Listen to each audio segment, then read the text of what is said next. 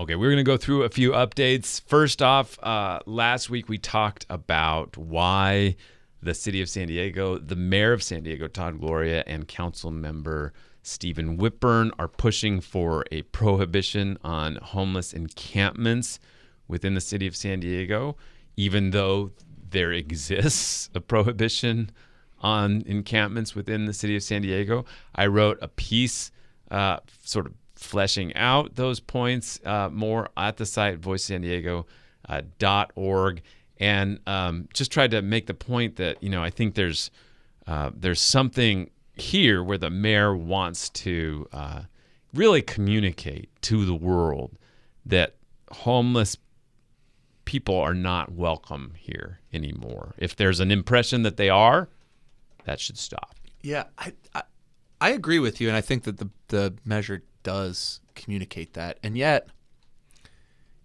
if he truly just wanted to communicate that, he could say it in just say simple sentences. Get out.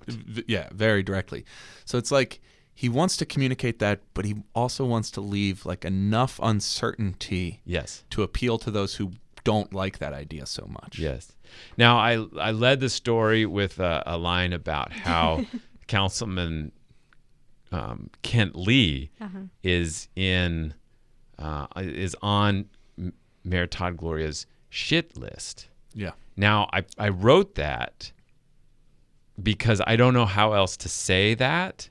Mm-hmm. There's no words that came to my mind. And so I left it. I'm like, I'm going to get back to that. I'm going to get this in through the editing process. Mm-hmm. And you both read it. And you left it in. And you're like, yeah, that's probably what he wanted. And you gave me revisions, and and everybody's like, I told this story to somebody, and they're like, somebody edits you, you're the editor-in-chief. Of course, every writer needs an editor. Mm-hmm. You both edited, you gave me revisions, and I revised them, but I never went back and looked at that. And then I was like, you kept saying the first line was really funny, and I was like, yeah, oh my gosh, I left that in.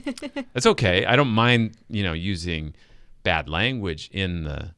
Well, there's stories. always a sort of a tenuous element of editing anyone, where you want to allow a writer to have their voice, to have their word choice if it's not incorrect. Right.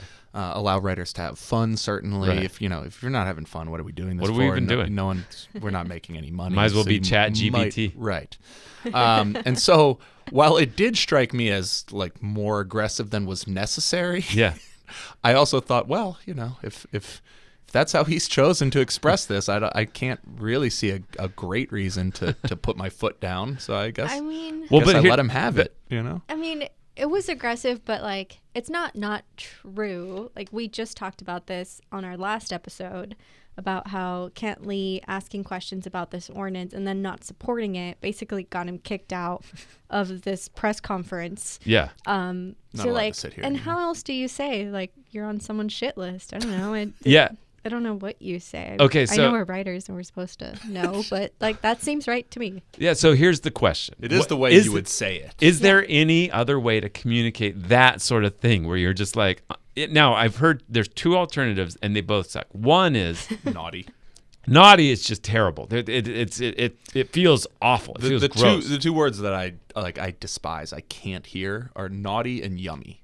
An adult saying yummy is so skin curdling to me. It's why are you talking like that? Yummy or yum or any of its derivatives. Get it out of your vocabulary. Okay. Nothing is yummy and naughty. You're six. There is no context where Delish. Naughty works. Yeah. Just Santa.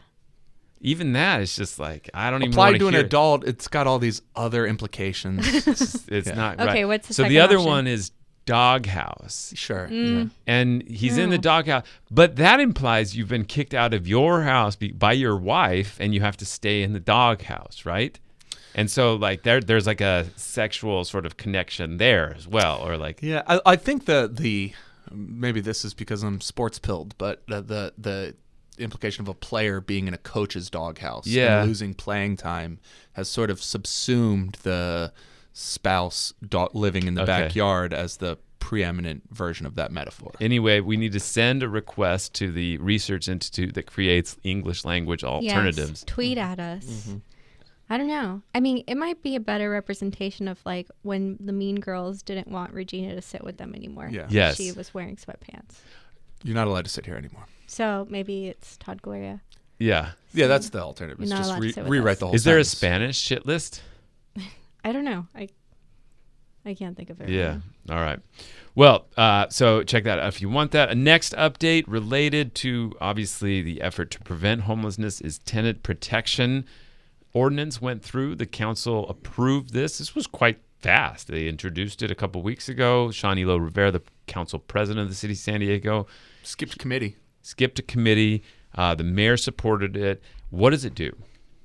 I mean, it is, they put together quite a few amendments of, which is actually, it's interesting in San Diego. I don't think we often see like that sort of legislative sausage making in city council chambers. Right. Usually it's pretty baked when it gets there. It's usually, it's an up or down vote. Couple questions. But there's like 40 amendments to this thing. Jeez. But basically, it was a ban on no-fault evictions. So people are paying, they're up to date with their rent, but typically the property changes hands, and the new landlord, after renovations, wants to increase the rent that they're being charged, and so somebody's going to get forced out.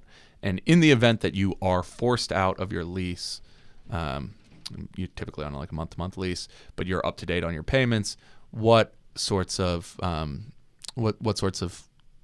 payments are you entitled to for relocation payments? So in essence, like it's not just they want to raise the rent. Sometimes, they need to get rid of the property for whatever reason. Or they just need to do renovations and you can't have people there. Sometimes they need to move back into the place. Right. But this says that if you do the evict, big distinction is for people who this is not in place for people who have stopped paying their rent or are many months behind. Right. So the whole point is that if you are current on your rent and they need to evict you or want to evict you, it's not that it's banned. They have to do things to take care of you, they right? have to help you relocate, with through payments. And so that went through, just Passed. 8-1. Yeah. All right. Well, I think the big push behind it was because they've been so focused in talking about preventing people from entering homelessness, right? That's this is like certainly how they pitched it, was that this would, at the very least, slow down the one side of the equation of the people becoming newly homeless. Because, look, you may have a job and be able to make good on your rent, but if something like this happens, can you sign a new lease, put up 2 months rent with a deposit? Moving itself, it can be a costly expense. Yeah. And so is that simple thing disruptive enough to send somebody into homelessness? And so they sort of put that in place as an idea of like slowing the entry of new homelessness. I think realistically it may not have a huge effect one way or another on homelessness, which is not to say that it's a bad idea or you shouldn't do it. Yeah. The idea about a panacea is that there are none. Yeah. Right? Like I think like the easiest way to argue against somebody is to say that it won't be a panacea, and the easiest way to argue against that is that nothing else is either. Yeah. Well, the rent is quite high, and maybe this decelerates it a little bit, but it is a big change going through. Now, the other thing we talked about last week was the redevelopment of 6 blocks of downtown San Diego, the 6 blocks that the city controls around the current city hall at C Street. The city council did decide to, over the next month, invite affordable housing developers and their partners to bid on 5 of those 6 blocks that include the city hall, the giant parking garage, truly the immense parking garage. Is there a bigger parking garage? The thing is gigantic. Probably, but it is really big. If you park to the top and you have to go down, you're like holding your wheel to the left so you can wind down for a very long time. Very long time. And then the Civic Center Plaza Tower right there, and the Civic Center Theater that's right there as well. So they want to basically dispose of that land, put it on the market for lease or rent. They haven't decided, or for lease or sale. They have not decided. and they, we'll see what the bids are to do it. Now, if any. If any. If there's not, then they can do a whole range of other things, right? Right. So Which I do think is their expectation. That there won't be any bids? Yes. Huh. Go on. Well, I mean, I think that's from folks I've talked to, that is most people's expectation, is that the affordable housing percentage that you have to provide to bid on it at this stage is elevated such that people will avoid doing so. And so the expectation is that the period would lapse without anyone jumping on it, and then it will just be open for a RFP process like we did at the sports arena. Okay. So the first stage. The first stage is declaring it surplus land. It's essentially saying we don't have a governmental purpose for this. So before we can do any sort of non-governmental private redevelopment of it, we need to make it available to affordable housing developers as part of the Surplus Land Acts. But during the 60-day period that you do that, I believe it's a 25% of all the units you would build as part of your bid need to be reserved for deed restricted, income restricted housing. Right. If that period goes through and no one does bid, then that surplus land stays with the city, and the city can then do with it what it would like by putting out an RFP. That RFP would, I think, have reverts to like a 10% affordable housing requirement at that point. Got it. Well, that has been set in motion. Now, we talked last week about the side discussion about the California Theater. There's a lot of workers there, stagehand types. There's a lot. The Civic Theater. Yeah, sorry. Let's start again. Okay, there's no stagehand types at the California Theater. Right. Not right now, at least. There's graffiti and kids maybe on skateboards. If things have gone poorly for them, maybe there are a few. Yeah. I did watch a movie called A Music War about lots of post-punk concerts in the early 80s. And there was a Devo concert at the California Theater as part of it. And it was incredible. An incredible performance. All right. So there you go. All right. 3, 2. Don't cut that, Nate. So coward. 3. All right. We also talked about the other part of this that got a little contentious, which was the Civic Theater. That's right there. They host all kinds of shows, Frozen and operas. Bob Dylan, man. Bob Dylan. Jerry Seinfeld goes there, that kind of thing. Top Gun 2 premiered right there. Right. So that theater it's like the only type of place that can handle some of these types of shows. And there's a lot of people who work there. The stagehands, the IATSE union is very active there. They want it protected, but the council was super concerned about any language that they said that required that. So remember when they did the sports arena, they said you have to build a new sports arena or redevelop the one that's there. But and they actually made decisions about who was going to take the job based on who had the best sports arena plan, right? Now, here, they did not want to do that because it seems pretty clear that they want to use the money that's generated from selling or leasing the land next to City Hall to rebuild instead the City Hall on the 6th block, right? Right. So including a new theater would essentially be using whatever money is generated from housing to build a theater. Now, I was a little shocked that they brought out the estimate that it would cost $500 million to build a new theater.